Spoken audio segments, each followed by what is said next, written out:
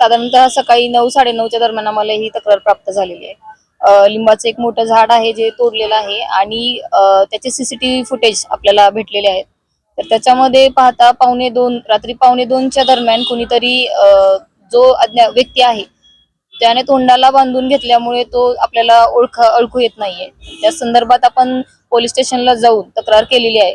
पोलिसही याबाबत हे करत आहेत, चौकशी करत आहेत आणि आपण हा जो कोणी व्यक्ती आहे त्याला शोधून काढून त्याच्यावर गुन्हा दाखल करणार आहे आणि याच्याबाबत कडक कारवाई त्याच्यावर होणार आहे.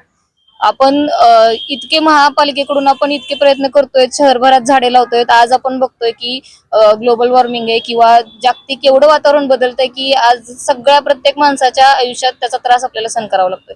आज फक्त महापालिकेकडून याबाबत मला वाटतं की एका फक्त बाजूने प्रयत्न होऊन उपयोग नाही, तर नागरिकांनी सुद्धा आपल्या आसपासच्या झाडांवर लक्ष ठेवलं पाहिजे.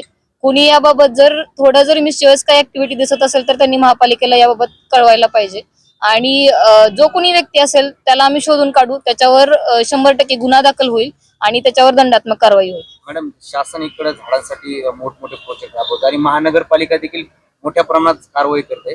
आता काल रात्री मोठं झाड तोडलेलं आहे, कशा प्रकारे कारवाई करण्यात येईल आणि नागरिकांना काय आवाहन कराल महानगरपालिकेमध्ये? सुरुवातीला तर आपली जी काही कारवाई आहे ती म्हणजे आता सध्या आपण त्या व्यक्तीवर FIR दाखल करणार आहोत.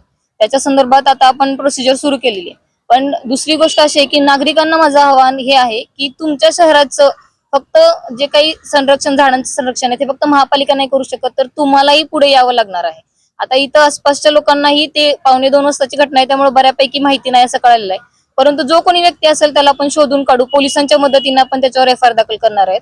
फक्त नागरिकांना एवढं आव्हान आहे की तुम्ही सुद्धा स्वतःहून लक्ष ठेवा, एक जागरूक नागरिक म्हणून लोकांना झाडं तोडून देऊ नका, फांद्या तोडून देऊ नका आणि याबाबत आम्हाला तुम्ही सहकार्य करा.